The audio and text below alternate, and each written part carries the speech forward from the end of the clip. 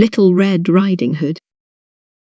Once upon a time, there was a sweet little girl. Everyone who saw her liked her, but most of all her grandmother, who did not know what to give the child next. Once she gave her a little cap made of red velvet.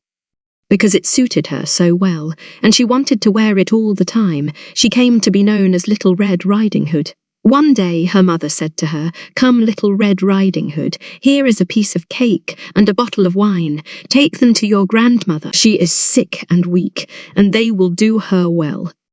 Mind your manners and give her my greetings.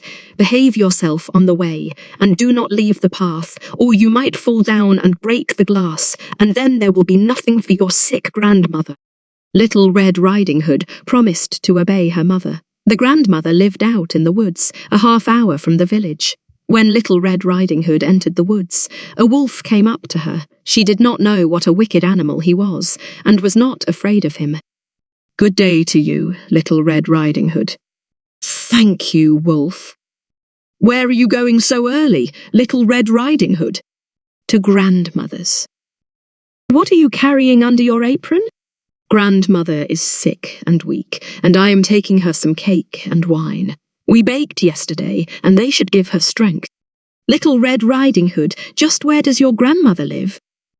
"Her house is a good quarter-hour from here, in the woods, under the 3 large oak trees. There's a hedge of hazel bushes there." "You must know the place," said Little Red Riding Hood. The wolf thought to himself, "Now there is a tasty bite for me. Just how are you going to catch her?"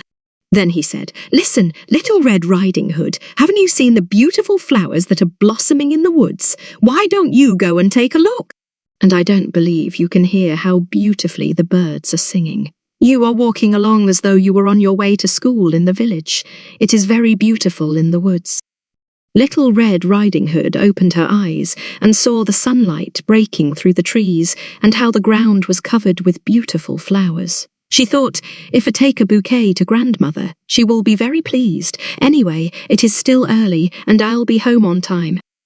And she ran off into the woods looking for flowers. Each time she picked one, she thought that she could see an even more beautiful one, a little way off, and she ran after it, going further and further into the woods. But the wolf ran straight to the grandmother's house and knocked on the door. "Who's there?" "Little Red Riding Hood. I'm bringing you some cake and wine. Open the door for me." "Just press the latch," called out the grandmother. "I'm too weak to get up." The wolf pressed the latch, and the door opened. He stepped inside, went straight to the grandmother's bed, and ate her up. Then he took her clothes, put them on, and put her cap on his head. He got into her bed and pulled the curtains shut. Little Red Riding Hood had run after flowers and did not continue on her way to grandmother's until she had gathered all that she could carry. When she arrived, she found to her surprise that the door was open. She walked into the parlour and everything looked so strange that she thought, "Oh my God, why am I so afraid? I usually like it at grandmother's." Then she went to the bed and pulled back the curtains. Grandmother was lying there with her cap pulled down over her face and looking very strange. "Oh, grandmother, what big ears you have! All the better to hear you with." "Oh, grandmother, what big eyes you have! All the better to see you with." "Oh, grandmother, what big hands you have! All the better to grab you with." "Oh, grandmother, what a horribly big mouth you have! All the better to eat you with." And with that, he jumped out of bed, jumped on top of poor Little Red Riding Hood, and ate her up. As soon as the wolf had finished this tasty bite, he climbed back into bed, fell asleep, and began to snore very loudly. A huntsman was just passing by. He thought it strange that the old woman was snoring so loudly, so he decided to take a look. He stepped inside, and in the bed there lay the wolf that he had been hunting for such a long time. "He has eaten the grandmother, but perhaps she still can be saved. I won't shoot him," thought the huntsman. So he took a pair of scissors and cut open his belly. He had cut only a few strokes when he saw the red cap shining through.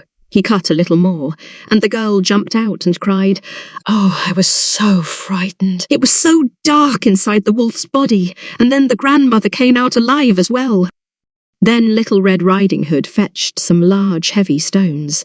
They filled the wolf's body with them, and when he woke up and tried to run away, the stones were so heavy that he fell down dead.